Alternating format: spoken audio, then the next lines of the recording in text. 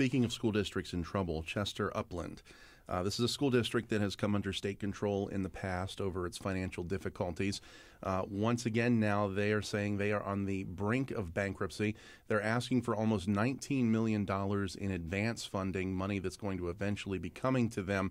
And they are now actually taking legal action against the state to try to get more funding.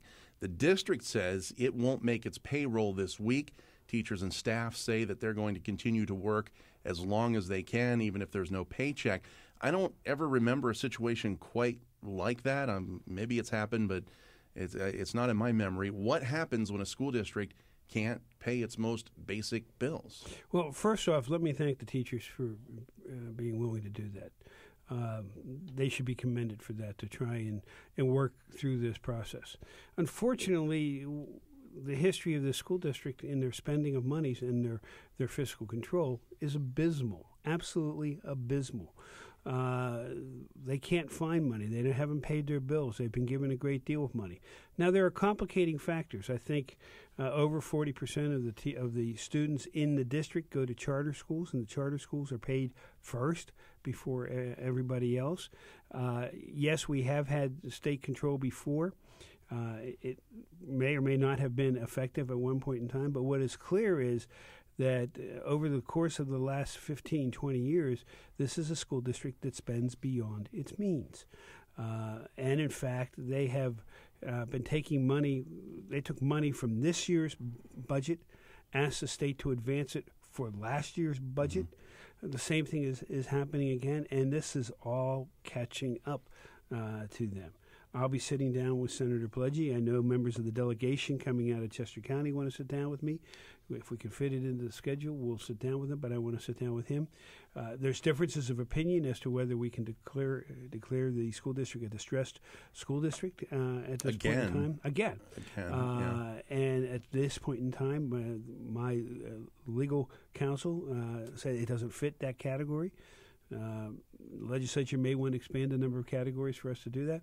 But this is more than Chester-Upland. There are other school districts across the Commonwealth of Pennsylvania that are in trouble. And I think we need to take a look, and I really want to talk to the senator about this, of the whole funding formula of how we do it. And I think that has to be considered. It's not going to be a popular subject across the state of Pennsylvania. But, I want everybody to think about this. We spend in Pennsylvania for K through 12 education between federal, state, and local, the school boards, $25 billion a year. Mm. It's a great deal of money going into the education system. I can tell you this, in many cases we spend it very well. In many cases we don't spend it very well at all. Governor, in your conversations with lawmakers, they requested that meeting with you.